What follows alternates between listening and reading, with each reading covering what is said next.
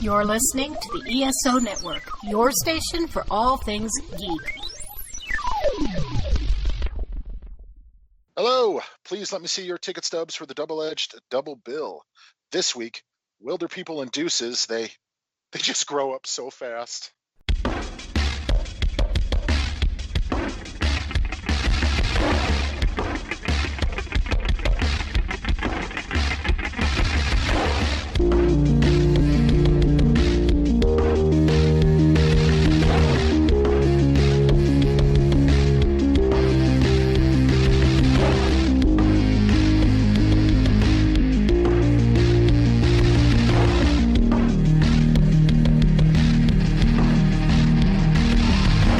Each week, Thomas and Thomas Mariani will come to the table to discuss the randomly selected yin and yang of a double feature.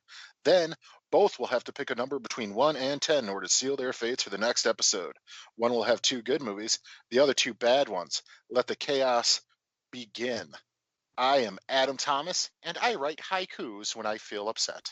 And I'm Thomas Mariani, and I'm sorry, Adam, before I can continue the show, I have to stare off into the middle distance and hear the narrator, who sounds like a slightly older version of me, saying, Adam and I didn't know it at the time, but December of 2020 became the summer we truly became men. I'm glad you had that moment, though. That's true. Every recording session, I technically have it.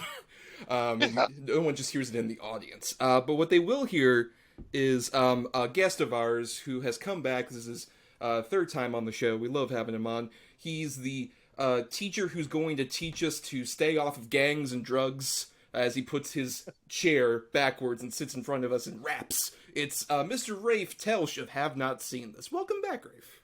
Thank you. I'd like to say more, but I'm busy smashing stuff out of anger here. Not your stuff, just my own stuff. I mean, you're capable of that, and graffitiing, and other things. But welcome back. Obviously, whenever we have a guest come back, we send them like, hey, here's what we're doing for the schedule upcoming, and you really zeroed in on coming-of-age films, which is our topic for this week. And why this topic in particular? I don't know if your intro was a joke or not, but, I am a teacher, have been a teacher for a long time, and many of the years that I've taught, I've done coming-of-age stories as kind of something that I've taught. So the topic is something that's kind of near and dear to me, not only, applicable to my own coming of age and films that I associate with that, but also, watching my own students growing and coming of age and the films that I introduce them to and the stories that I introduce them to. So I was really curious as to what you guys were going to come up with as a good and bad pick for this topic. And boy, I was not disappointed. Very true. Would you, I guess, consider yourself more of an Edward James Olmos or a Hilary Swank in the regard of influencing those kids? Well, they used to call me Crazy Joe, but now they call me Batman. Oh, you're that? Oh. Well, that's mostly because I'm dressed up in a Batman costume, not because I actually carry a bat. That would be bad and would get me sued or something, but, But that's what teaches those kids to stay off hard drugs, because Batman will get them if they do. Yeah, I have had students in the past refer to me as "Oh, Captain, my Captain," and not prompted by me, so I'll take that. Oh, that's sweet. Are you one of those teachers who's like, hey kids, you know who else was a dope MC? Billy Shakespeare. Are you one of those guys? No, that is not me. Just making sure. I mean, Adam, we've been kind of circling doing this as a topic in general, as an idea, and I think it's safe to say, we love a good coming-of-age movie, seeing, these kids go from childhood to adolescence in an interesting way. It's a compelling genre, no matter how old you are. Yeah, definitely, and I think it's definitely one of the genres that lends itself to pretty much anybody being able to sort of project their own upbringing or experiences into it in one way or another. Whether, there's things that happen in it that are similar to things you've gone through, things that you might have wished you could have gone through, or, relates to friends or stories you've heard in the neighborhood or something like that. There's always sort of an identifiable moment or, several sometimes in coming-of-age movies. Well, and plus there's a whole, looking forward and looking back thing you can do with especially the better ones. Like, when I was a kid and I saw Stand By Me, I was like, oh, these kids are great, and I can't wait to, do adventures like them. And then you look back on it when you're older, and you're just like, oh, God. Just the shit I didn't want to remember, but also the shit that I really did at the same time. There's an interesting kind of way you can contextualize a good one. Yeah, and for you and me, it would be like Stand By Me or Goonies. For Rafe, it's like Mr. Holland's Opus or something like that. No, it's Charlie Chaplin's The Kid. Oh God! Ouch! But you would generally agree with that kind of context, Reef, of looking forward and back with a good one. Yeah, and one of the things I've found really interesting, and it's actually something we'll talk about a little later, I'm sure. But a lot of the time, as I've gotten older, it's like, well, coming of age. I came of age a while ago, but a lot of these coming of age stories, while it is focused on the adolescent or the younger person, that process of coming of age has an impact on the adult figure as well, and I've started to find that really fascinating. Yeah, and it can be as diverse and wide-ranging, like Adam said. It can also give you, like, an interesting look into, especially a perspective you're not aware of. Something like we covered on the show previously, Moonlight, where especially you just see this guy grow up from, like, childhood to adolescence to adulthood. You can see so much there that really shows off. And, when they're done badly, they can just kind of feel like, what are these kids doing dicking around? They make you feel so old. Damn wiener kids, get off my lawn. But, and the other thing, too, not to be that guy, not to be the, well, as a parent, I don't want to be that guy, but, I am a parent. And, you tend to watch these movies, at least for me, in kind of a different light, too, as almost like a study of what to do and what not to do as even a parent with the children. Oh my God, my kid might resent me and then go try to find a dead body down by some train tracks somewhere. Like, you have no idea what the hell's going on. Rafe hit it on the head. He has been old for a long time. Jeez. That's what you're taking away from my comment. See, Adam didn't come of age. He wasn't taught properly. When it went from steam to a coal train, did that blow your mind?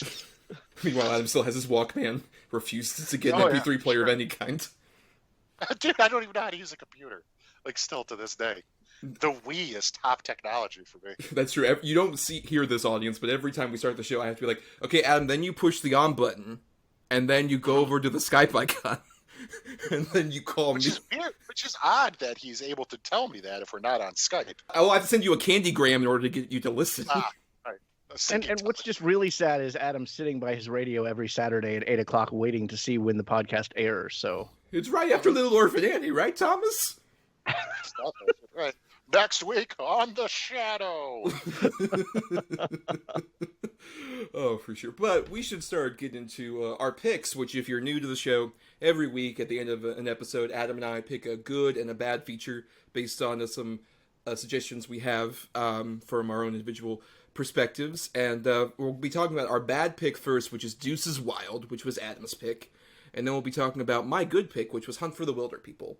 Two very different ways of approaching coming of age, for sure. And let's just get into our bad one now. Deuces Wild. It was the most important summer of my life. My brother Leon was a leader of a group called the Deuces. To me, that meant doing whatever it takes to protect the people on the block. What's the matter with you? There's been a truce on this block for 3 years. Did I tell you to break it? I want your permission to take him out. If this comes back to me in any way, I don't know you. Deuces Wild. So, Deuces Wild is a movie that came out in 2002, May 3rd, 2002. Interestingly, it came out the same week as Spider-Man, which is probably why you don't remember it, because no one saw it, except maybe an Adam. Yeah, I did. You said you saw this at the theater, did you, or what? Yeah, I did. You were the one person. Yeah. Well, I used to go to the theater all the time, probably 1 or 2 weekends a month, and just see whatever the new releases were. And gotta be honest, this movie fucking sucks. Well, and the weird connection is both feature James Franco. Yep. He's not in this one nearly as much. There are points where he just disappears from the movie, and I'm pretty sure just like, hey guys, I gotta go shoot Spider-Man now. I'm in like a good movie. See y'all later. Yeah, I gotta go see the doctor to help him open my eyes. He's a squinty bastard.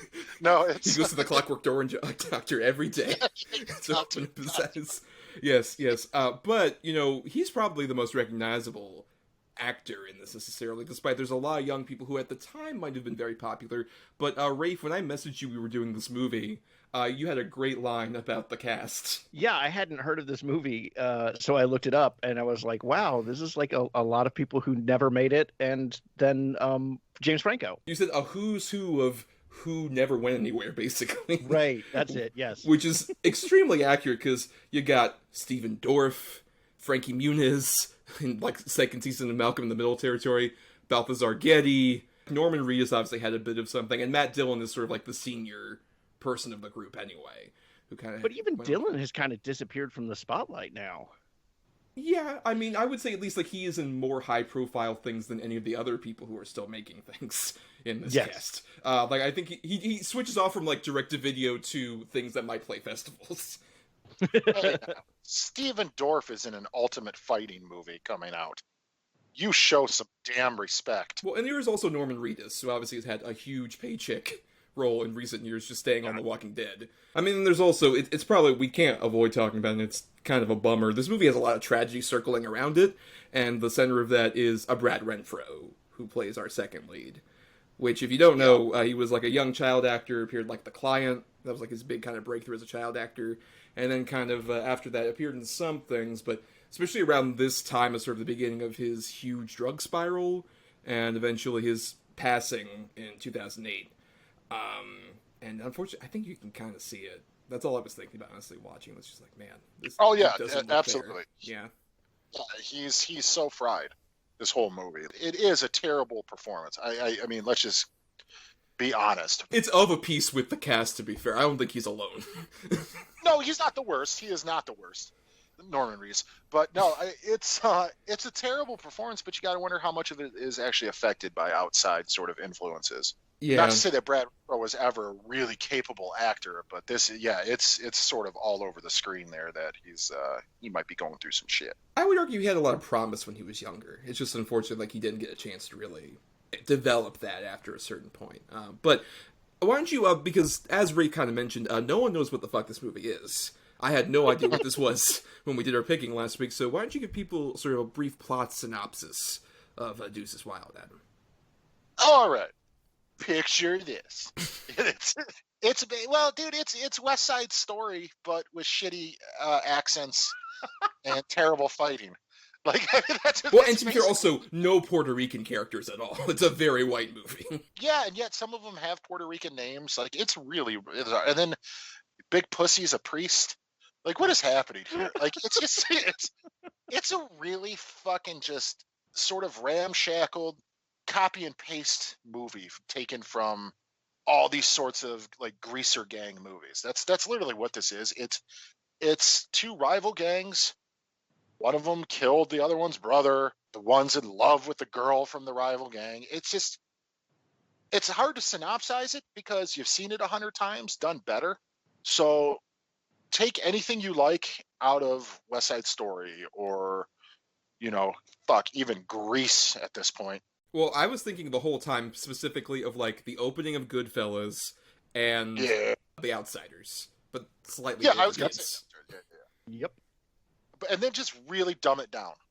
And there you got Deuces Wild.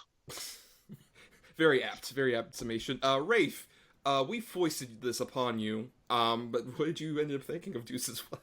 Well, as part of the theme of coming of age, this is not a coming of age film because the characters don't learn anything. They don't evolve. They don't really improve. But as a cinematic, film, it's a mess. The performances are really weak. About halfway through the movie, I was thinking the best thing in this film was Frankie Muniz, and then he has a scene where he has to go get the main character from his girlfriend's, and his girlfriend is half naked, and he has this terrible mugging look, like he's supposed to be like trying to sneak a peek, but it's done terribly. So even Frankie Muniz is not that great in it. It holds so long on that beat. It's really weird. It's so painful because it's so badly done. And then the juxtaposition of a film that's set in, the summer of 1958, I think? Well, as we can tell from the narration, it's like, it was the summer of 1958 when I became a man. Yeah, and this I mean, it's funny you mentioned Goodfellas and Outsiders because those were the first things that came to my mind. In fact, I even wrote in my notes that this was a Goodfellas-like narration that floods the viewer with characters at the beginning.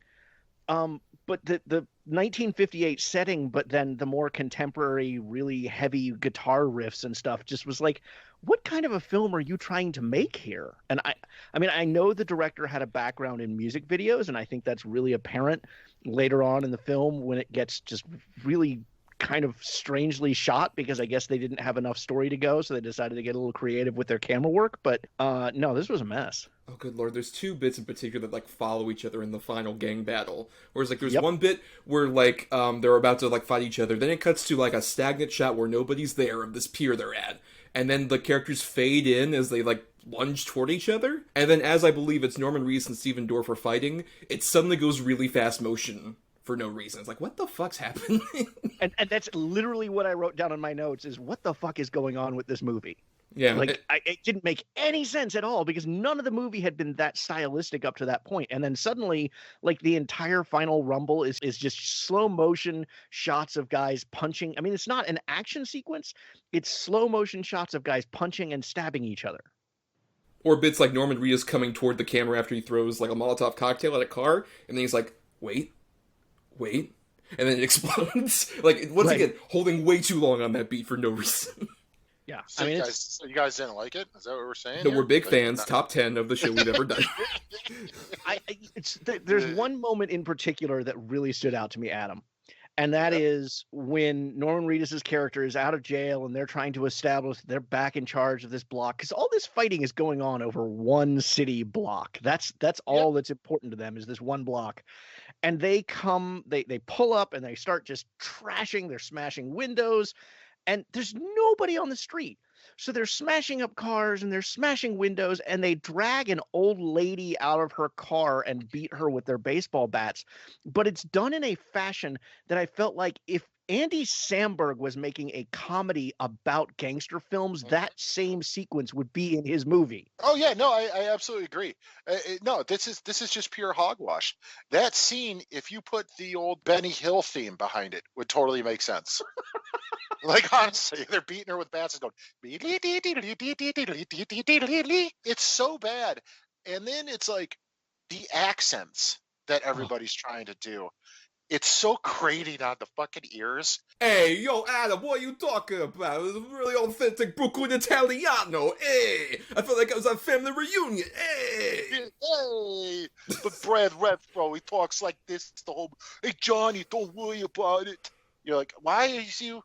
What happened to him? He's got like Sylvester Stallone mouth. It's so bad, and none of the characters are likable or followable. And I would argue that it is absolutely a coming of age story. It's just not handled well at all. I think it could be. I think it should be. It's what it's striving for, I would agree, but does not accomplish very well. It definitely could be. The idea of it is kind of a cool idea. You know, this kid who grew up idolizing his brother, he's in this street gang, and all this violence erupts and happens, and people die. Yeah, I love The Outsiders. Well, no, exactly. But you have seen it done well. It can be done. This movie, it just, not enough care was given into anything. No. Be it acting, script, the way it's shot, the way it looks, the continuity of the way it's shot, even the soundtrack / score. You got piano beats from The Godfather, and then all of a sudden CeCe DeVille from Poison takes over and starts playing hot licks. And you're like, what the fuck is this? I agree. It's so just distracting and disorienting, where I kind of love it for that too. Like, because it's so bad. Put the brakes on for a second, because Rafe, go ahead and sell why you feel it's not really a coming of age story technically. Well, I mean, you're right that Bobby looks up to his brother and he idolizes him, and you know they've had a tragedy in their family in the past, but Bobby doesn't change in any way. He's following his brother's orders at the beginning. He's a violent guy. He wants to get into fights. And the movie ends with him having gotten into a fight, and he's just following his girlfriend's orders now. He's still not learned to think for himself or transcend this violence or anger or anything like that. He just is. He's a punk at the beginning. He's a punk at the end. He never changes. Down to when he literally commits the same horrible crime he did at the beginning of the movie at the end of the movie. And insinuating that he killed Matt Dillon, basically, in broad daylight, with the cinder blocks falling and shit. Just like, well, that was really when I became a man and murdered again. Which literally is the last shot of the film. Yeah. But you feel that this is kind of an interesting bad movie then, Adam, in your opinion? Oh man, that might be stretching it. I don't know if it's interesting. I don't think I would ever say that Deuces Wild is interesting. It's just so bad on so many levels. I don't know, man. It's like watching, when you hear about people on 4th of July blowing their thumb up, and you're like, oh, fucking idiot. Like, you get that sort of like, oh, man, this is so stupid. Reaction. Like, you're getting Schadenfreude out of the movie? Is that what it is? Yeah, I guess so. Basically, no, it's. I don't know, man. And the thing is, I've seen this more than once. I saw it at the theater. I've probably seen this movie 5 times. Those are brain cells you don't get back, Adam. He's lost many. It's fine. There's so many gone. I'm literally killing some while we're talking. There's something about it that I want to like so much. Granted, I should just watch The Outsiders over Deuces Wild every time I get the itch. But I've always sort of been fascinated by Stephen Dorff. Obviously, the dude, when he wants to be good, can be really good. Like, check out True Detective and things like that. He is a decent actor when he wants to be good. Same with Norman Reedus. I've always kind of been fascinated by him. I don't know if it's because of Boondock Saints or whatever it is. So I think those might be the 2 reasons I watch it, because sometimes I'll watch something that one of them's in, and then it'll pop up, you may also like, or whatever, so I'll just end up watching it. I never really pay attention, but I will say it's a good movie to put on when you're doing something else. Put it on the Blu-ray. Yeah, you could just look up occasionally and go, what the fuck? And go back to, whatever you're doing. When you're cutting your drugs with baking powder, put out Deuces Wild in the back. I don't understand. I can't put into words how stupid this fucking movie is. Well, I will say what was interesting to me is, like, I sort of weirdly did you mentioned the director briefly, Rafe. I did a double feature of Scott Calvert, who, as you mentioned, was a music video director before this. Most famously, he had done the Parents Just Don't Understand video for Will Smith.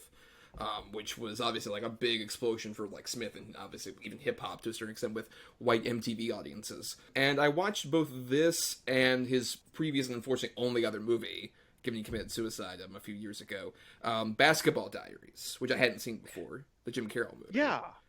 I think I have a lot of problems with that particular movie, but I would say it's at least a more interesting coming-of-age story in a similar fashion about like a kid who gets caught up, in that case, with drugs. And ends up going pretty far off the deep end. But it's weird given, like, that movie at least has a solid cast and pretty good performances from a bunch of young actors like DiCaprio and Wahlberg and a few other people.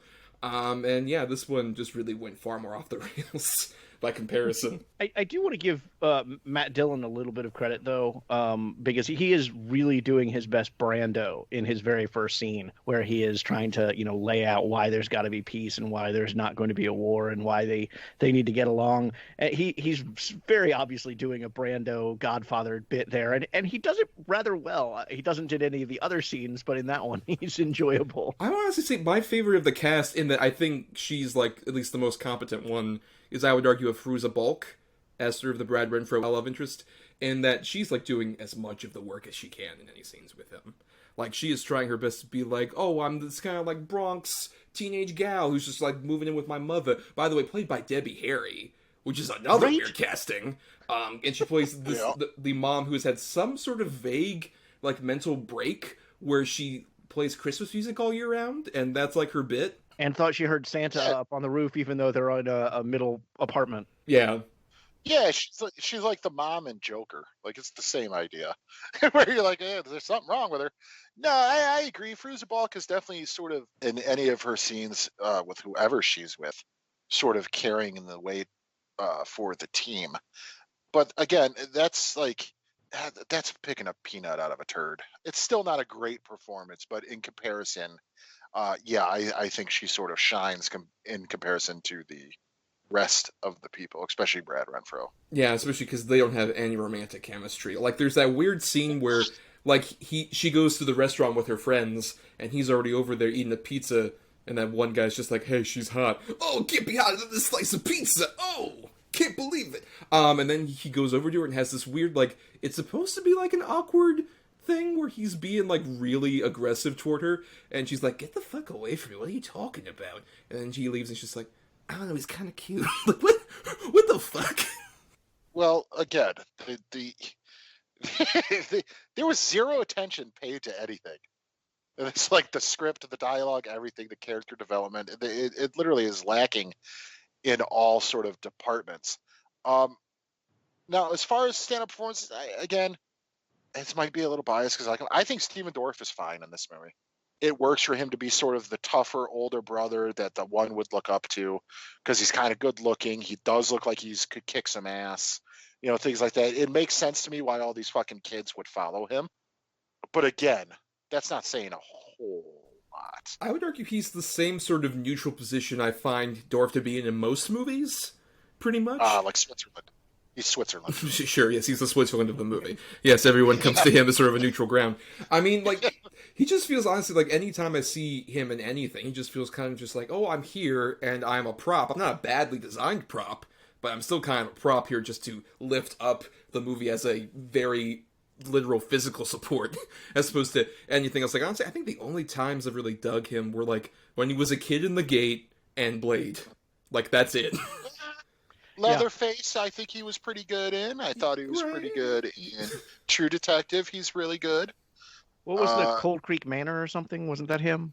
Yeah. He was pretty good in that one. I got to give him that one, too. That one. So Thomas can eat a dick. That's true, right? You spotlighted 3 other performances in his 30-year career. Good point.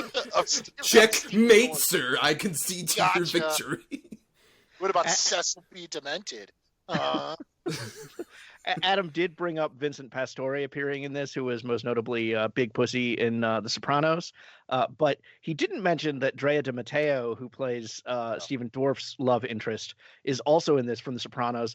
I always found her kind of one of the weaker actors on The Sopranos, and that kind of sets the gate for this whole film. Yeah, especially when her character is put through, like, a really bad ringer. Like, the most, like, offensive stuff with her character. Just like, hey, why don't we get married? Whatever. I'm not gonna get married to you. I'm Steven Dorff. And then later on, she gets, like, implied sexually molested, basically, as, like, a plot point. It's like, oh, what a great use of this female character. How wonderful. Yeah.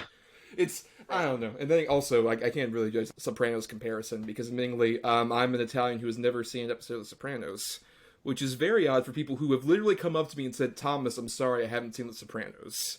I feel like every time I come on this show, I have to take your Italian card away from you. I have so many of these cards, I'm just getting them lost all the time. He's also never owned a little grocery store that also serves fresh deli meats. It might be a front for the mob as well.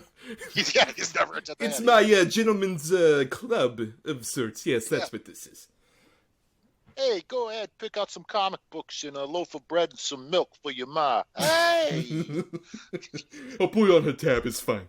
Once again, how wonderful is it that we're clearly just diverging away from Deuces Wild? Because this is just one of the more, like, forgettable ones I think we've ever done for the show. Like, this is one kind of like Legend of Chun-Li, or some of the other bad ones where in about 6 months, like, we will not remember anything about this movie. You might, as the biggest Deuces Wild fan.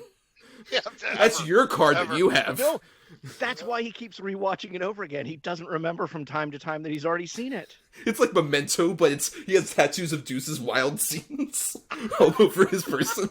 Well, that's what I agree. It's not the worst movie we've watched for the show by any means, but it is ultimately going to be in the sort of who cares sort of category. Like, I'm never going to watch it again. Who gives a shit? I mean, I'll watch it again. Sure. To watch it every week. Like, hey, Thomas, have you seen Deuces Wild?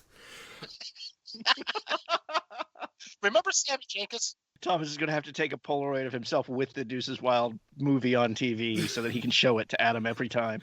Look, if anything, that proves I'm Italian because I'm his Joe Pantoliano. I can be that.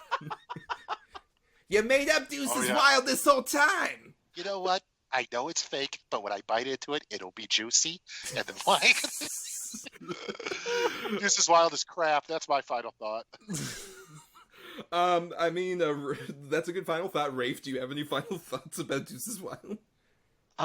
It opens with that Goodfellas-like narration, and it ends with a huge fight where you can't tell who anybody is because they all have dark hair and are in leather jackets. They're all the exact same shade of pale, where it's like Yes, a little bit of Italian and nothing else. Look, it's a guy stabbing another guy. It's a guy punching another guy. I don't know who's winning or losing, but I never really got their names at the beginning of the movie, so I'm okay with that. You're winning as the viewer. You're winning. I won when I turned off the movie. Very true, very true. And I mean, I agree with these sentiments here. I will say we didn't talk about it much, but the sort of weird ending of, like, before we get the cinder block thing, but after the fight, the whole, like, this movie is so desperate it has to pull out the twist card of Dorf getting shot, like, right near the end, and it wants you to feel emotionally invested, but you really can't possibly be. No, because it means the whole movie was for nothing. Right, it's a really cheap-ass excuse to kind of end the movie. Honestly, like, the most fun I would have is just spotting weird people that show up. They're like, oh yeah, he was kind of a thing in the early 2000s. Like, we even mentioned, randomly, when they're like, there's a whole scene where Steven Dorff busts through with his car through a place as a bunch of guys are playing poker. One of them is just Johnny Knoxville, like, during height of Jackass. Yeah. Yeah, right. Yeah, that's true. Yeah, this was the same year as, like, Men in Black 2, where they were like, could he be an actor? And they all learned, no, he can't be. But yeah, it's random people pop up like that, or just other odd moments like the weird music video stuff that occasionally happens, or even like there's the other bit, probably the funniest bad bit to me, where in the middle of the fight, like the big sort of like ending bit of the fight is Frankie Muniz comes out of nowhere and it's just like, hey, Steven Dorff, here's a pipe. And then he fucking smashes Norman Reedus' head in. And it's like, hey, you did that for me. I'm not gonna forget about it in the 2 seconds I have left before I get shot at the end of this movie. Just random stuff like that proves, as Adam kind of mentioned, it's a very weird movie that it feels very cobbled together. In retrospect, I think they should do a sequel to this movie that now that Frankie Muniz has grown up. I think they should do a movie about Scooch and you know what happened in the neighborhood afterwards. Scooch is Wild, the movie everyone wants. But yeah, this is forgotten and for good reason. Not very good. But before we get to our good feature, here's an ad for a pretty good ESO show you can queue up right after ours. Check out what's been going on with the Pop Culture Cosmos Show and the PCC Multiverse. People are just losing their minds trying to consume Marvel products right now, and I don't blame them. This is some of the best entertainment you can get on TV and big screen right now. If something's going to be successful or not, they look at the mentions, they look at the likes, they look at the retweets and the tweets and the subtweets and the tweets, and they look at all of that to say, okay, this is actually going to garner a lot of attention. Catch our shows on Worldwide Radio 7 days a week and right here on the ESO Network. All right, now let's get into our good feature, Hunt for the Wilderpeople. Hector Faulkner and Richard Baker have been missing now for 6 weeks. Faulkner is Caucasian. Well, they got that wrong because you're obviously white. $10,000 to anyone who can capture them, dead or alive. Oh, alive.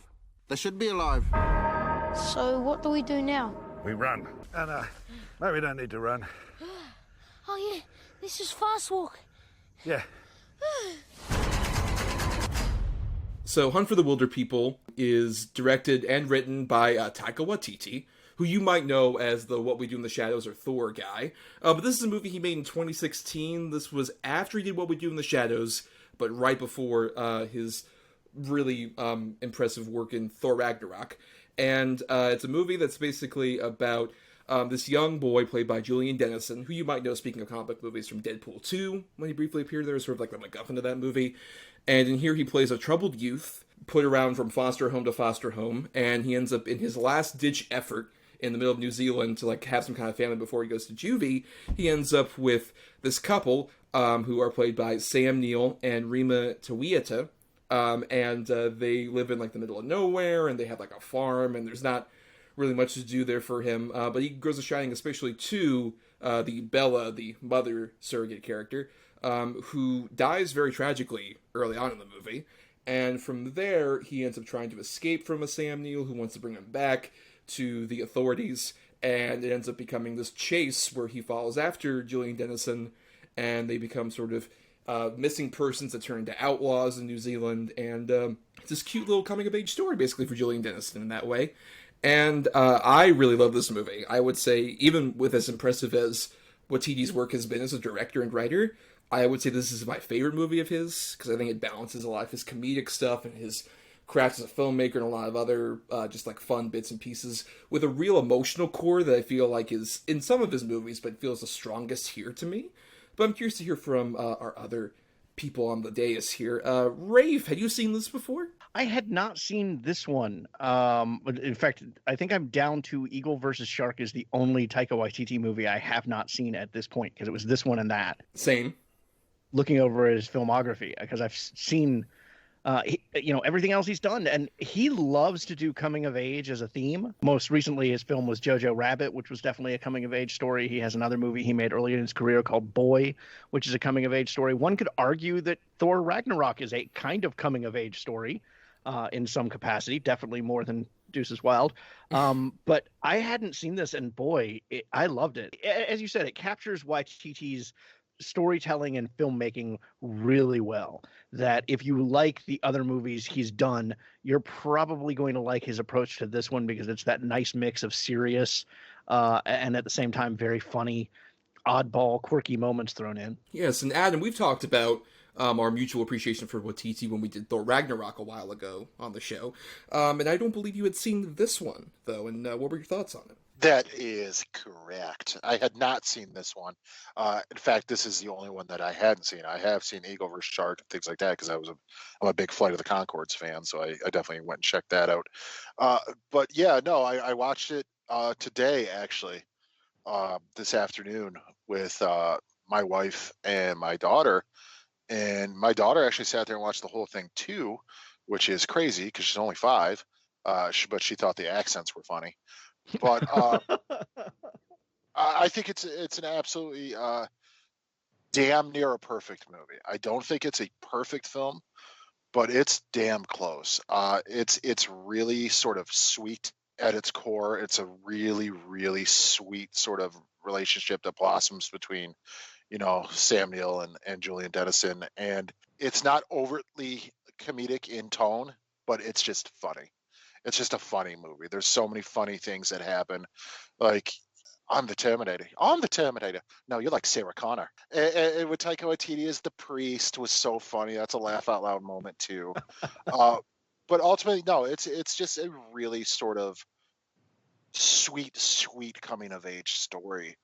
Not just about a 13-year-old boy, but a 67-year-old man as well. Oh yeah, I as much as like we're big Sam Neill stans on the show.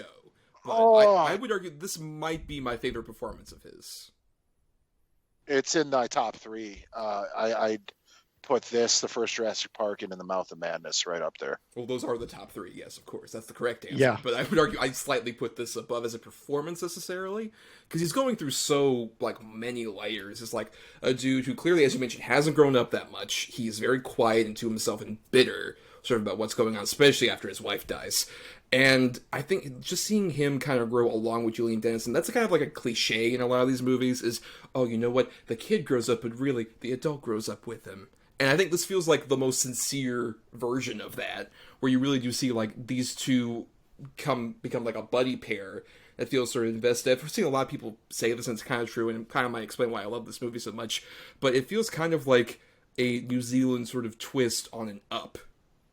Because it's like this older gentleman and this young boy who are just going off on this adventure in the middle of New Zealand, which also another shout out. They make a Lord of the Rings reference in this movie, but there are so many great shots of them going around the New Zealand hills, and it's just these giant helicopter shots that look massive in scope. I mean, and they're gorgeous shots too. That's another thing about this movie. Some of the camera tricks and angles that are pulled off in this movie are absolutely breathtaking. It does a really good job of showing the scope of the scenery. You definitely get the idea they are in just this giant, expansive forest area, and it's quite breathtaking.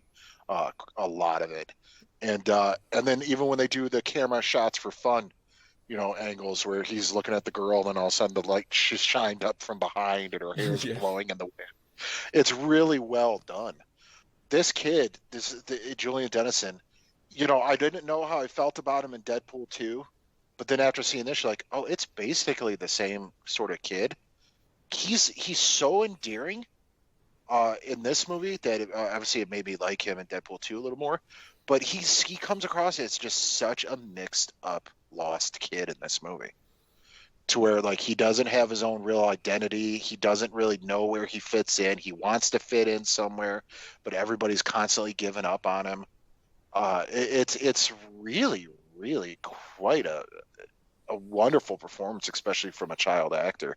I was thoroughly impressed. Yeah, it's kind of a bummer that like he hasn't was in Deadpool 2, but I don't think that really got him much attention. And now he's like the villain in the Christmas Chronicles 2. Which I tried to watch today after this movie, because my daughter was like, "Oh, let's watch a Christmas movie." Like, okay, so we put that on because I knew he was in it, and I stopped it about at the 8-minute mark. Not to get into another movie so much, but he's in it real quick, and now he's got a deep voice, which is a little odd, but clearly he doesn't really give a fuck. And then Tyrese is in it, who has never been good, but he's even worse in this. Like, well, let's steer this back to Hunt for the Wilderpeople, because I want to ask Rafe in particular, what are your impressions on him as sort of like his big sort of breakout performance here? I don't know. Now I kind of want to check out the Christmas Chronicles too.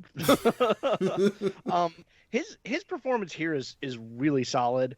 I did not expect I was going to like him at first. Like, the first 5, maybe even 10 minutes of the movie, he doesn't say a word, and that made me a little nervous about it. But then once he finally does get to talking, the emotion that he shows is really solid, especially in his interactions with Heck. The arguing over the word majestical, which was the word you were looking for a few minutes ago, Adam, to describe the scenery. One of my favorite moments he's involved in, it's obviously crafted by Waititi, but there's a montage when they're going back out into the woods and it's going to get cold and they're stealing gear to build up supplies, and he's moving away from this thug life gear that he had into an outfit that very strongly resembles Heck's. And it's like you can see him kind of picking up some of his mannerisms and some of his thought process, even though he's still a little kid who arguably makes some really poor decisions over the course of the film. No, yeah, I love sort of his progression over the movie, but at the same time, even when he does start talking, I just love immediately how much, I agree, there's like a real earnestness to him that's really endearing, but also he has such great comedic timing. Like, yes. With like stuff like where it's just like, oh, we got you this dog, what are you going to name it? Tupac? Like, he talks about Tupac being... Psycho or Megatron or maybe Tupac. Yeah. Tupac is named after my best friend. Which I also, like, no offense to the late Mr. Shakur, but Tupac is an adorable dog name in the Kiwi accent in particular. One of my favorite comedic bits too in the movie that was just so sweet is he runs away and then he wakes up and the dog's smelling him. He's got his hood put all over his head. He's covered in mud. He looks and there's the mom or the wife character sitting there. She's like, "Oh, I can't believe we found you. You managed to get more than 100 yards away from the house." And you look at the house, it's right there. He's been gone all night. I think what's so interesting too about Waititi's style in this too, you can tell, like, I think this became more pronounced as you got to like a Jojo Rabbit, but you can tell this dude loves Wes Anderson. But at the same time, it doesn't feel like he's just replicating that style. It feels like he's kind of putting his own New Zealand-y touch to it. The best example to me of that is there's a whole montage when it starts becoming winter, and they have, like, it's a weird, like, kaleidoscope thing almost, or no, like one of those rotating kind of like wheel things where it's just like, oh, here's them in this particular corner, and the shot keeps panning, and we see, like, everybody hunting after them and all this other stuff.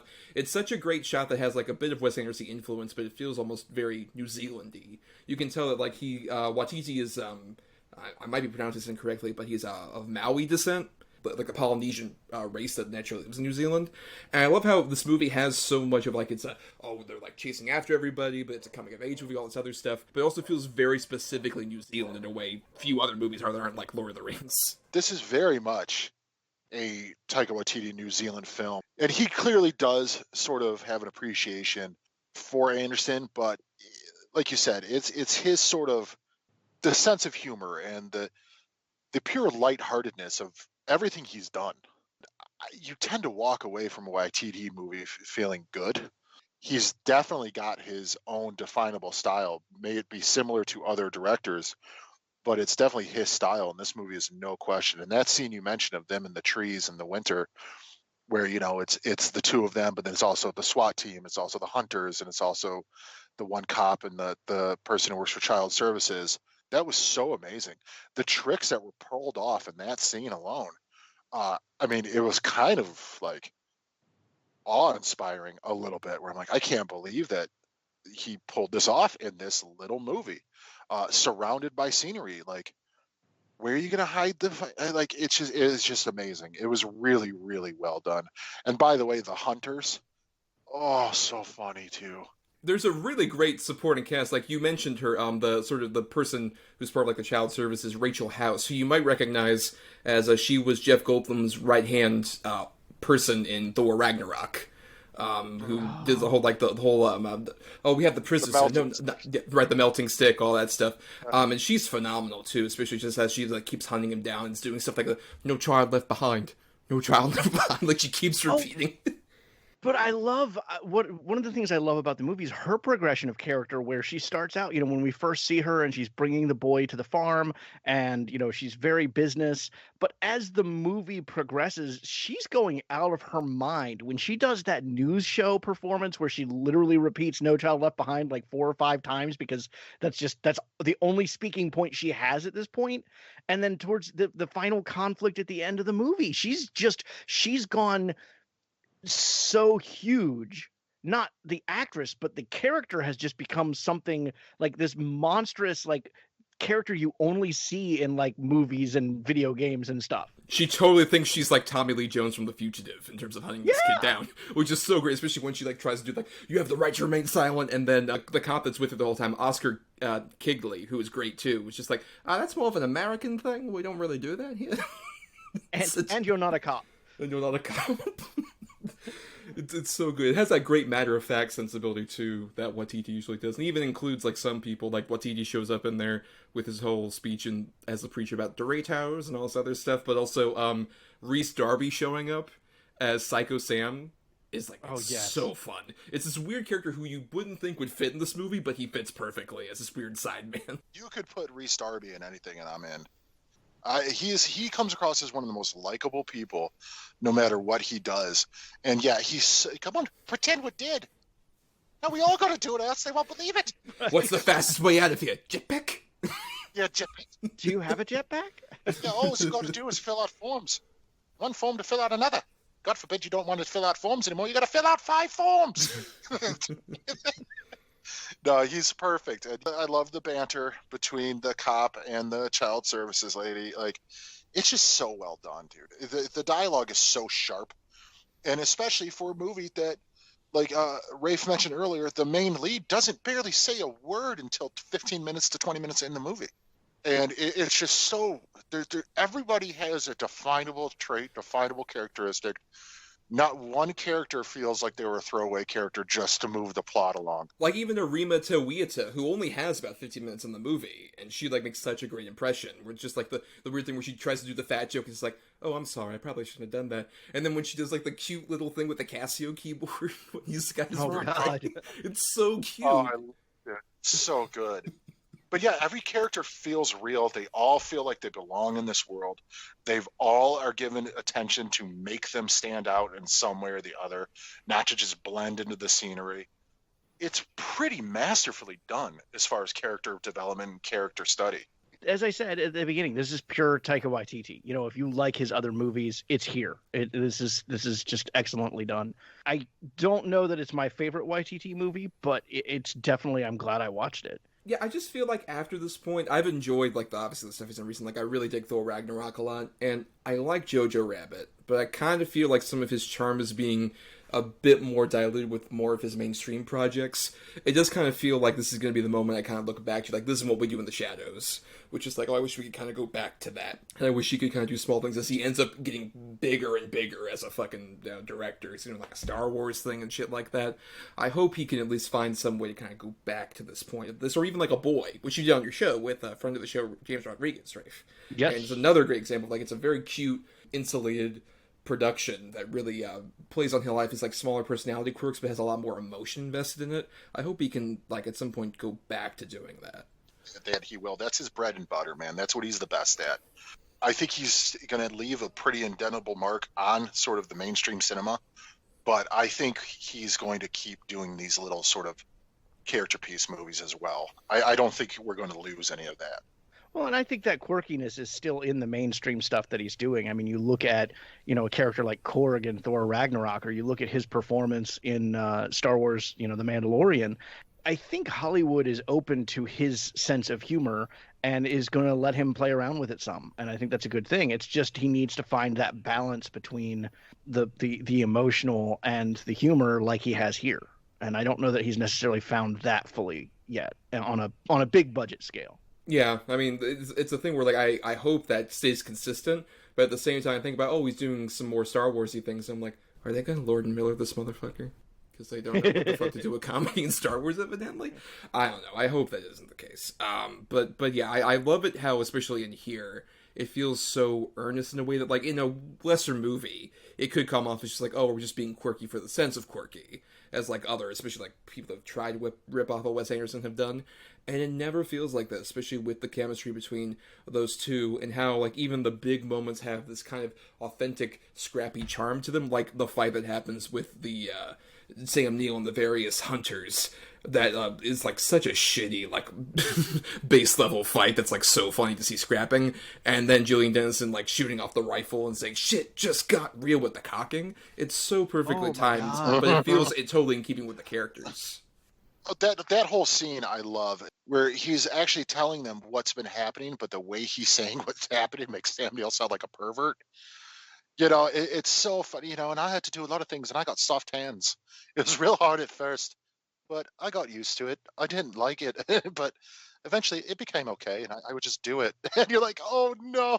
Like the bit later on when Sam Neill says, like, why would you say that? Do you realize what that sounds like? And he takes a pause, like, oh, like he realizes it immediately. But also I like, you can kind of see like some of the stuff he would do later, like a Thor Ragnarok, with some of like the bigger action beats in here at the same time.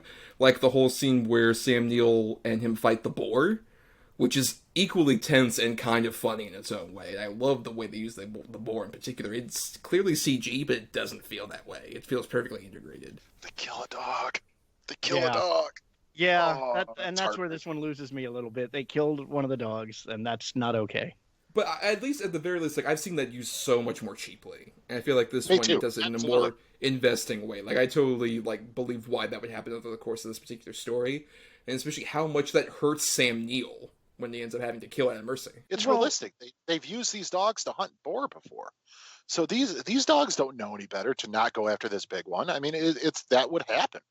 It doesn't feel like, all right, let's kill the dog to get more emotion and make this more fucked up for Sam Neill. Exactly. It feels like naturally this should have happened.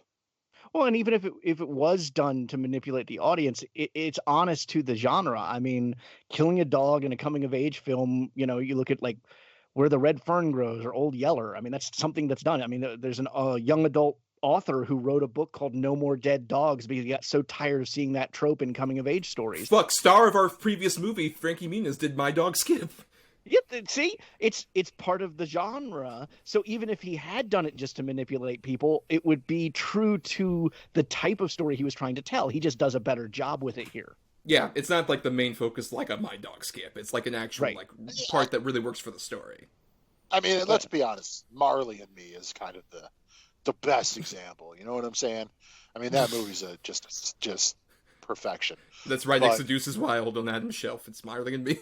Deuces Wild. Oh, wow. The dog's dead. Wow. That's what Deuces Wild was missing, is Owen Wilson. That would have made it perfect. Yeah, Owen Wilson should have been. Yep. I'm Puerto Rican. Wow. But it's that's one thing that is tricky with a lot of coming-of-age stories is sort of emotional manipulation, where they can be so heavy-handed that it's obvious what they're trying to do.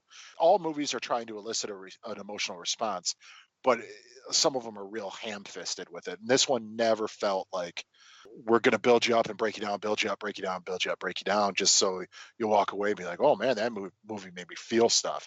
It's just a natural sort of story. And ultimately, it is a 100% a feel good story. Right down to the ending that like makes me cry. It's so beautiful. Son of a bitch, you motherfucker. I'm sitting there and I'm like, all right, well, what's going to happen? Like, where is this going? Like, at one point I was like, okay, what is ultimately going to be the end game of this movie? Because that's the only reason it's not a perfect movie for me, because it does get to the point where you're like, well, where is this headed? Like, there's about a good 20-minute chunk where I'm like, okay, they've already met the hunters, he's met the girl, and yet we're still going. And here comes the Rhys Darby character and everything. So it does feel like maybe there's a little too much meat on the bone. But by the end, you're like, yeah, that was all necessary. Like, I'm watching it, and my wife looks at me, and her eyes are welled up, and I literally went, don't you fucking dare. Don't you do it. Don't you. I'm like, God damn it. Yep. It's perfect. It's absolutely perfect, you know. I do have a rule. Okay. I'll have to call you uncle. All right. And I also have a rule. Don't get to shoot me again. But even like right before that, when like Sam Neill is learning how to read, it's so like charming, and you like this whole thing that's been a background joke becomes an earnest part of the character trying to better himself. It's so fucking good. Caucasian? Well, obviously they can't see because you are clearly white. They think I'm a pervert and Asian. but how do you feel that it kind of culminates, Rafe? Do you think it's works pretty well once we get to that like final sort of tear jerky moment? Oh yeah. The only issue I really have with this movie, and it's because it's a lower budget film, is that they're allegedly out there for 5 or 6 months, and Sam Neill's beard never grows and he never gets thinner, and that's gonna come with a low budget film. You just kind of ignore that. But climax of the film and the resolution emotionally is so well done. It doesn't feel manipulative. It feels true to the characters that have been developed over the course of this film. And as I said, with the earlier movie, when we were doing the introduction, a good coming of age film is often about more than one person's coming of age. And this is certainly, Sam Neill's character is evolving and coming of age as well. He's having to deal with this out of the blue tragedy, which I kind of feel like when that happens in the film, everything for like trying to manipulate the audience just goes out the window, because they're hitting you with the unexpected. And I loved it. I thought it was a fantastic film. Those sound like pretty good final thoughts, unless you have anything to add to that, Rafe. I'll add on, it was the best. It was the best, yes. Truly it was. But Adam, your final thoughts on Hunt for the Wilderpeople? I mean, I pretty much echo everything Rafe just said. The beauty of it is, like Thomas, you alluded to earlier as well, a lot of times that's a trope that's used, like it's not just the kid who's learning how to be, it's the adults who's learning how to love and accept as well. And that is definitely the case here. But the smart thing they did is that they made, the uncle character sort of a renegade, lives by his own rules character already, to where the wife is the only thing that ever grounded him. And once she passes, he immediately is like, well, I'm just going to go take off for a while. Like he has nothing there to ground him anymore. And ultimately, it's the kid that he finds it in again with another person who has the same issues, who's never really belonged anywhere and never had sort of anyone look out for him except for this one person. And it's done so well that it's basically the same character at 13 that is the same character at 67, and they sort of, one goes forward, one comes backward, and they meet in the middle. Mm-hmm. It's really expertly done, and it packs an emotional punch, but in a good way. I think it's absolutely just a fantastic movie. Yeah, like I said before, I think it's my favorite of Waititi's, which is saying a lot because he's done so much incredible stuff. But at the same, it's just because like I love What We Do in the Shadows, but it never has quite this emotional punch at the same time. Like those are kind of neck and neck. But I think this one expertly really like gives us so much of like this emotional investment while mixing the comedy and even the beauty of the scenery that's going on all around it. And it feels so distinctly New Zealand in a way that like really this and Boy feel in particular for Waititi's filmography. And I think it's definitely one that I think got lost in the shuffle because people like discovered What We Do in the Shadows, and then Thor Ragnarok was obviously such a huge hit. and Jojo Rabbit got so much critical acclaim. But this one I felt kind of got lost, unless it's like amongst like the critical sort of community who like was the reason why I was aware of this movie at all. And I hope more people kind of dig back in his filmography and discover stuff like this, or Boy, or some of his like more interesting, like weirder things. Like also, no one really remembers this, but he was nominated for a Best Short Oscar ages before he ever was nominated for and won for Jojo Rabbit, which is interesting. Like that dude has been working for a while, and I think he does such an incredible job here of mixing all this stuff, and when it shows like so much of like what would come later in his career. But at the same time, I think he never has quite gotten back to as much for me, which is why I say it's my favorite of his movies, amongst a lot of really good movies, and I hope more people discover it. As we're recording right now, it's like on Hulu and Netflix. Hopefully it stays there into the next month or so, because I would really encourage anybody to discover this, especially if you're a fan of his later work. Dude, it's been on Hulu for years. I don't think it's going anywhere. Just sitting there. It's the one that they can get because nobody, unfortunately, is clamoring for the rights for it now. But that is the end of our discussion of our 2 films, and we'll be picking 2 other films for next episode at the very end of the show. Stay tuned for that. But first, we have some feedback to read, because we ask all of you, usually about every Monday, about, hey, what are your favorite or least favorite movies related to whatever topic we're doing?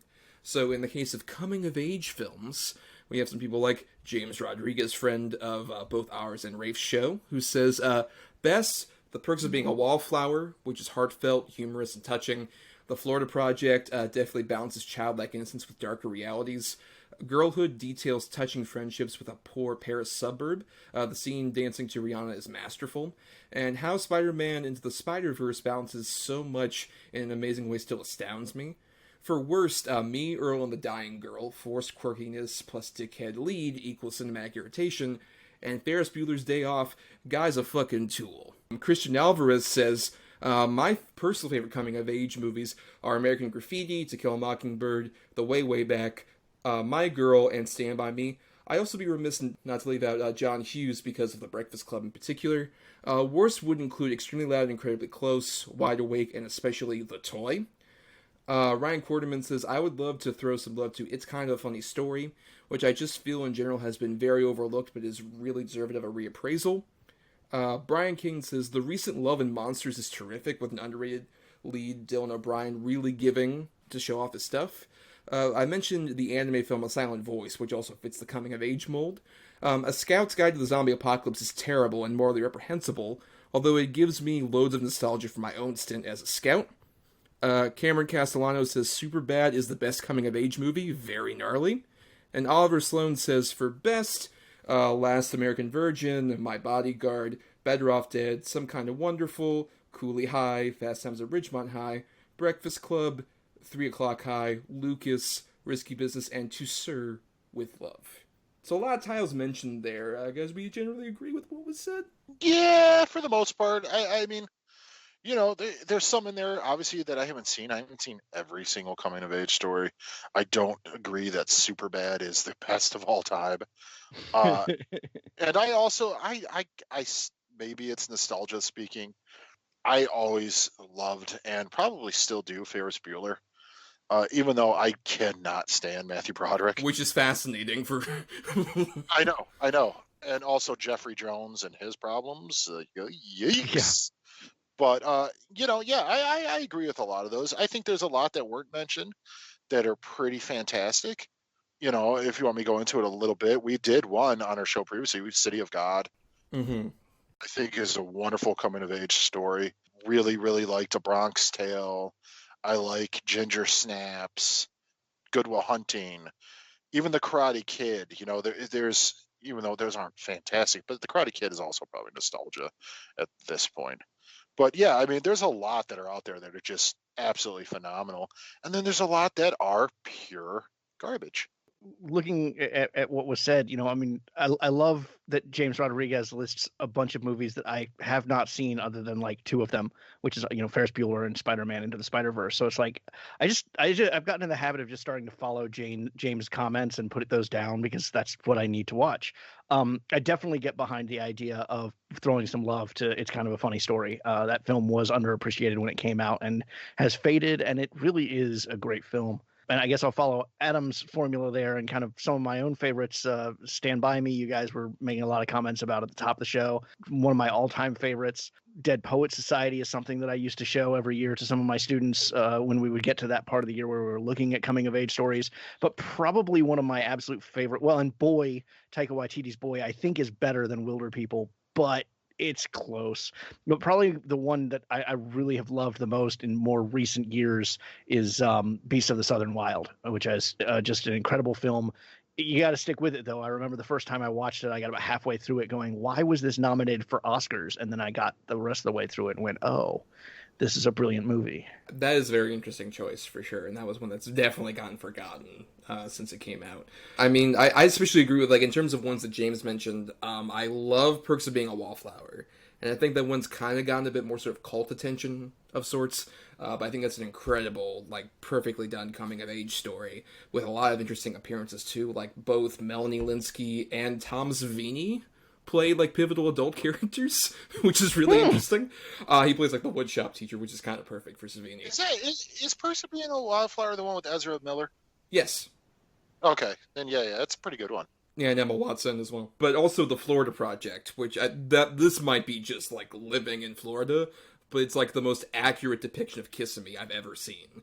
Like, I was talking with a friend who also grew up in Florida, who talked about just, like, yeah, it's like a VR experience of what Kissimmee is, which is, if you don't know, the town right outside of Orlando, where if you're driving by Disneyland, you see, like, all the, like, fucking, like, here's a wizard shop where we sell off-brand Disney merchandise and all this other shit. There's a lot of dilapidated housing and stuff. It is, like, a stunningly accurate depiction of, like, living in that particular area. That one's been on my list for a long time to see, and I just need to sit down and watch it. Oh, it's such a tremendous movie, and I even really like the ending, which a lot of people have some issues with, and was sort of, like, the famous thing about the movie that involves them kind of, like, secretly shooting in Disney World. But I think you do an incredible job with that ending that I really, really love. And I'll say even, like, Ferris Bueller was mentioned and Breakfast Club was mentioned. I like both of those, but I'll have the hot take of, like, I don't think most of John Hughes' like, coming-of-age movies hold up that well. Like, I'm not a 16 Candles fan at all, and even Pretty in Pink also, I think, is quite dated. Some Kind of Wonderful is interesting. I would say that's probably one of the more interesting of those. I don't think gets enough credit for what it is. But yeah, I think he sort of worked a lot better with stuff like A Planes, Trains, and Automobiles, or even writing stuff like The Vacation movies and such. Those hold up a little bit better, honestly. And I will also second James in terms of Me, Earl, and the Dying Girl. I loathe. And that was one that so many people loved at the time. It's this, like, quirky indie movie about a kid who makes, like, basically almost sweeted, like, Be Kind Rewind versions of, like, Criterion-style movies. And it's all about him falling in love with this girl who gets cancer. And it's so manipulative and so shitty. I really was, like, baffled. Like, people like this bullshit? It's fucking awful. It's everything that I think people hate about sort of, like, twee movies that were coming out around that time. And you know what, honestly, I will say, I was watching, interestingly enough, kind of influenced by Cameron's comment. I rewatched Superbad for the first time in a while. And that was a movie when I was younger I loved tremendously. Revisiting it now, it's, I think, still fun. I still think there's some stuff that doesn't hold up, like the police stuff is interesting to watch now in 2020. Where it's just like, let's have fun with, like, Bill Hader and Seth Rogen being horrible, irresponsible cops. That's fun, right? Sure. But the stuff with, like, Jonah Hill and Michael Cera really works. And also, like, right before the show, I rewatched Juno for the first time since around, like, 2008 or so. I think that one holds up incredibly well to me. Really? Okay. I haven't seen that one in a long time. Like, I loved it when I first saw it. Yeah, people always kind of reference, like, the honest-to-blog home skillet stuff that's, like, mostly in, like, the first 10 minutes of the movie, and it's aggressive. I agree, that's not the movie's highlight whatsoever. But I love how that movie peels back the layers and realizing, like, oh, this is just, like, a defense mechanism for this girl who doesn't know who she is. And I think does such an incredible job, like, really developing her into a person who goes through so much shit over the course of that pregnancy. And Ellen Page does not, I think she was nominated at the time, but I think she deserves so much more credit for, like, how nuanced that performance is. Oh, absolutely, dude. I absolutely fell in love with her because of that movie. Like, she's so good in that movie, and you feel for that character so much. I absolutely agree. I think Juno's fantastic. Like I said, I haven't seen it in a while. I'd like to watch it again. And more to your Superbad comment, at least the cops in that are fucking, like, drinking beers with a kid and stuff like that. I know it's irresponsible and terrible, but at least they're not, like, out, you know, doing violent things and things like that. So I mean, well, I guess they kind of are. Guns. Yeah, they're like shooting guns irresponsibly and like pinning shit, and Yeah, like being but incredibly like no, it's not as like overt necessarily, but it feels like kind of like, are we making this like fun in this respect where it's like, oh, they're McLovin's buddies, so it's like it doesn't feel as bad when the other people are worse. It just feels. I don't know, I think that stuff ages really poorly, but like the stuff with Jonah Hill and Michael Cera, they're still so perfect as like a friend duo. What about Book of Henry? oh, that's one for not the good pile or the bad pile. That's the greatest pile, as we've discussed previously on the show. The best of cinema in general, not just coming of age. I was gonna say it's the best. It's the best. It was the best. True. But thank you all for all those suggestions that you left. Definitely a bunch, especially if you haven't seen a lot of those, to kind of peruse around on streaming services and stuff. But we also want to thank some other people like Chris Oliver for the intro and outro music used on our show. Listen to more of his music at chrisoliver.bandcamp.com. And thanks to Emily Scarter for the art that we use on the show. And thanks, of course, to our Patreon supporters at patreon.com/DEDBpod, where you all get stuff like bonus podcasts every month and get to vote on either topics that we do or even certain movies that we cover. And right now, as you're listening to this, you'll be able to listen to our top 10 list bonus episode about holiday films, which we'll be recording soon. Very curious to hear Adam's list, and I'm sure he's curious to hear mine, obviously, for sure. I can imagine yours, Thomas's. I can't imagine Adam's. That's I'm glad to be a Patreon, and exactly for content like that. So, a lot of movies that start off with the words "Debbie does." just so we're clear. Debbie does Christmas. For sure. Debbie does Hanukkah. Debbie does Krampus. As you mentioned, Rafe, you are a proud patron for just $1 a month, and we want to thank, of course, you for not just doing that every month, but also being a part of this particular episode. Always fun having you on. And why don't you tell people where they can find you? Sure. I do a weekly podcast called Have Not Seen This, where guests come on and talk about movies that they're a little surprised with, that other people have not seen. We've covered a wide gambit of movies in the year that it's been out. And just recently I opened the doors to have guests come back on to talk about more movies if they want to. And Thomas will be featured in an upcoming episode talking about a Muppet movie, which yet again really surprised me. His first appearance was Walk Hard and then a Muppet movie. And just, I think I know Thomas as a film lover, and then he always surprises me with his picks. Adam came on. We had a great conversation about Dark City, and will be appearing in an upcoming episode with one of the picks that he originally had for this show. We've already recorded our Muppets episode, and it was very fun. And, at some point you'll record with Adam, I'm sure, with whatever weird movie he picked that no one remembers. Another Deuces Wild, I'm sure. But yeah, you can find it. Have Not Seen This on any major podcatcher. Have Not Seen This on Twitter, and Have Not Seen This podcast on Facebook. Yeah, it's a fun show. Even as someone who's been on the show, it's also just a fun listen whenever you get a great guest, some of which have been on our show previously. Yeah. Yes. And you can find us doing our own rinky-dink operation on the socials like Twitter and Facebook at DEDBpod. And you can also send us feedback in a longer written form if you're not on those socials to our email, doubleedgedoublebill@gmail.com. And you can find me on my own individual social stuff on Twitter, Instagram, and Letterboxd at Not The Who's Tommy. And I also do some writing at marianithomas.wordpress.com for all sorts of reviews and lists and other things that I just love writing down. Like haikus.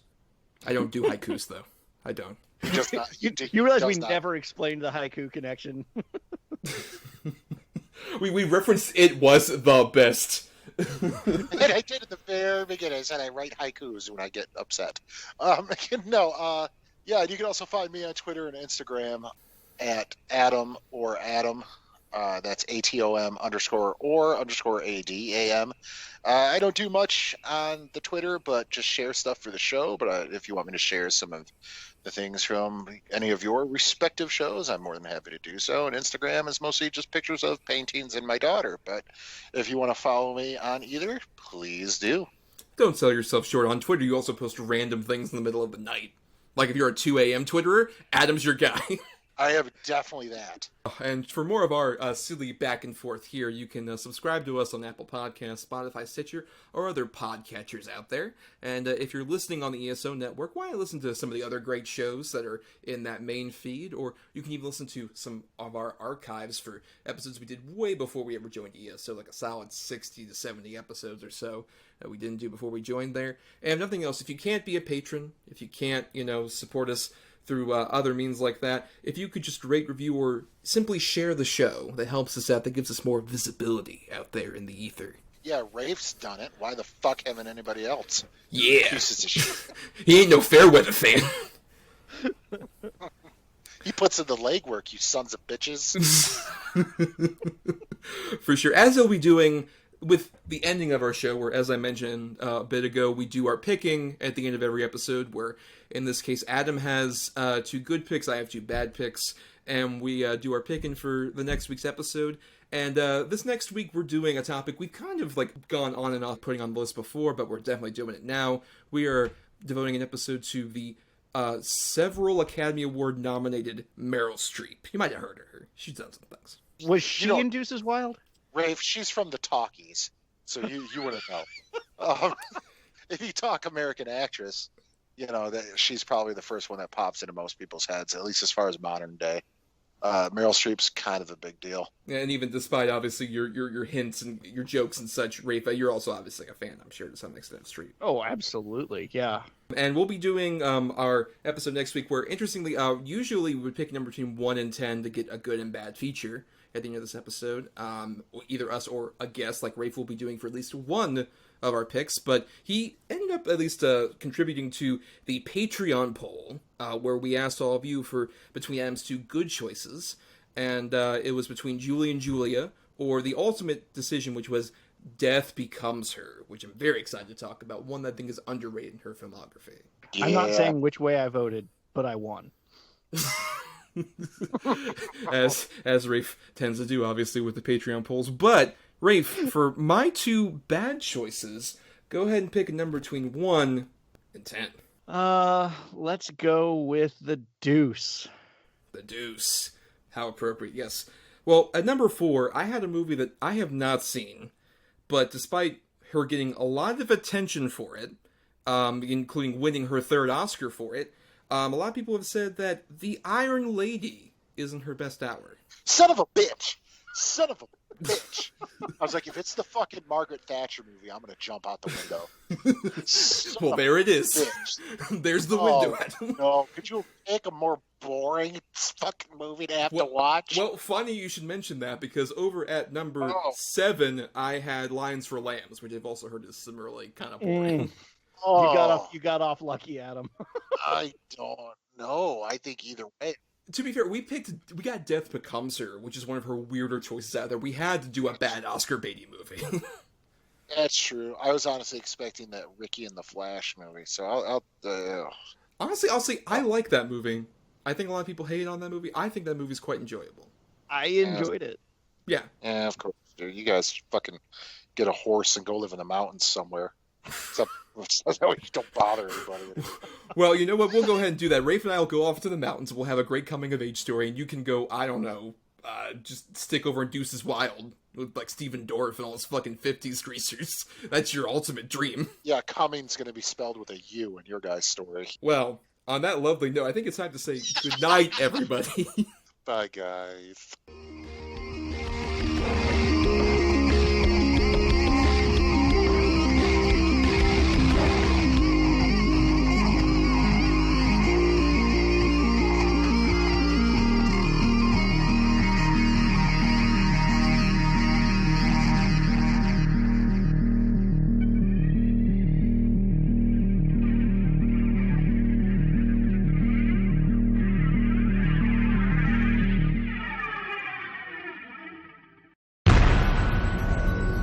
This has been a broadcast of the ESO Network.